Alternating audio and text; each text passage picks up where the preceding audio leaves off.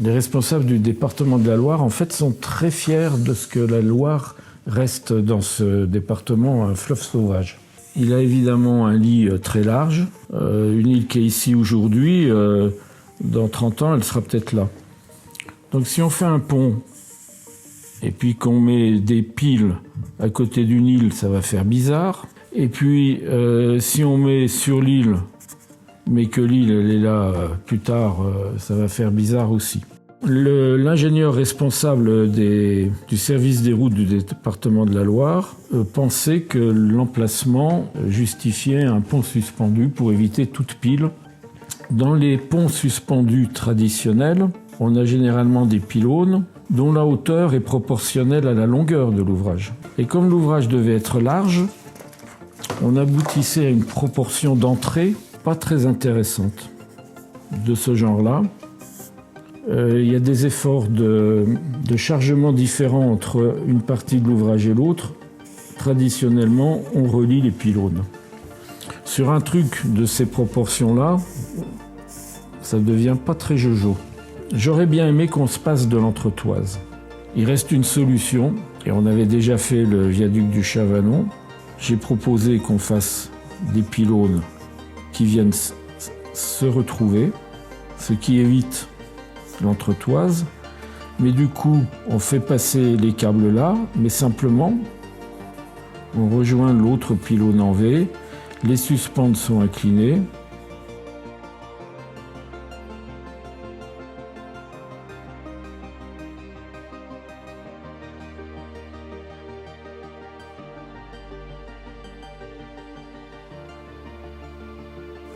On passe de câbles porteurs uniques d'une grande puissance. On ne sait pas les attacher sans les faire diverger en plusieurs points d'ancrage. Au lieu de se compliquer à faire à l'intérieur d'un blocos cet épanouissement du câble en plusieurs petits câbles, on a décidé de partir de ce point et de faire l'épanouissement à l'air libre, de faire les attaches à l'air libre, ce qui va simplifier énormément les problèmes de maintenance, etc.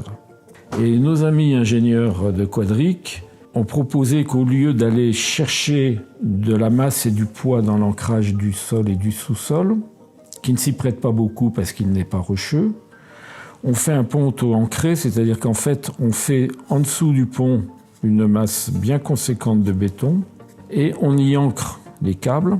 Tout le poids de la suspension se répartit en deux composantes, le poids de cette masse de béton et une force horizontale qui met en compression le tablier. Et du coup, on n'a pas besoin d'aller s'enfoncer profondément dans le sol. Cette boîte de béton est posée sur on peut même visiter dessous, parce qu'on peut rentrer, il y a une boîte creuse et on se promène là-dessous.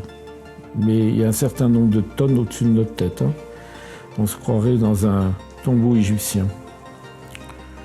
Ça, c'est génial. Ça donne de la force au tablier. C'est le coup classique où si on veut trimballer une dizaine de bouquins, on presse des deux côtés, ça ne tombe pas. Et ça nous fait un pont assez original. Quand on voit une photo où on voit la crue qui monte sous le tablier, on se dit que Jean-Paul Scalier avait bien raison.